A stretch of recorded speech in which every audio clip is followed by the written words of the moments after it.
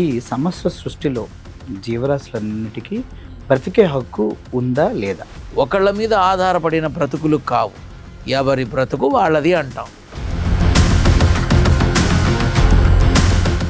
ప్రతి చోట దొరకనంత వరకు దొరే, దొరికితే దొంగ. మనిషి పుట్టినప్పటి నుంచి మనిషి శాకాహార మాంసాహారం. ఇవాళ మాంసాహారులు శాకాహారులు అవుతున్నారు, శాకాహారులు మాంసాహారులు అవుతున్నారు.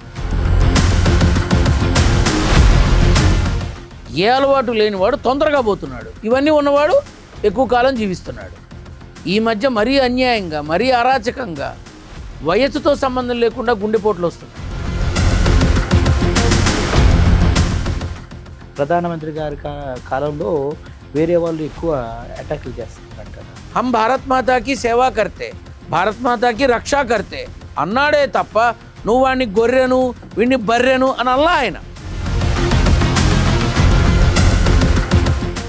నేనేమనుకున్నానంటే వీళ్ళ కర్మ కాలితే ఏపీలో జగన్ గనక సీఎం అయితే, నేను చెప్తున్నా కదా, దేశంలో కూడా ఉండరేమో.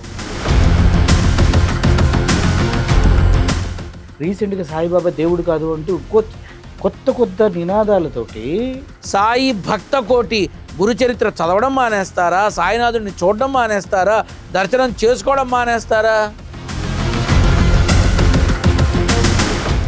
నువ్వు నిజంగా ఒక అబ్బకే అయితే అను చూస్తా నరేంద్ర మోడీ గారిని, రేవంత్ రెడ్డిని, చంద్రబాబు నాయుడిని ఉందా? ఏది మంచిది ఏది చెడ్డదని మీరు బేరేసి వేస్తున్నారు కదా. మీ చిన్నతనంలో ఉన్నటువంటి స్వేచ్ఛకి ఇప్పుడు స్వేచ్ఛకి అమ్మాయిల దగ్గర ఎలా ఉందనుకుంటున్నారు మీరు? ఇలా ఉన్నావనుకో అందరూ నీ వైపే చూస్తారు. ఈ రకంగా చేసావనుకో నీ పక్కన నిలబడడానికి కూడా ఇబ్బంది పడతారు. Pilot, air hostess, airport staff, ఏ జాబ్ అయినా ఏరో ఫాల్కన్స్ తోనే సాధ్యం. కోర్స్ చేయండి, జాబ్ కొట్టండి. Contact now.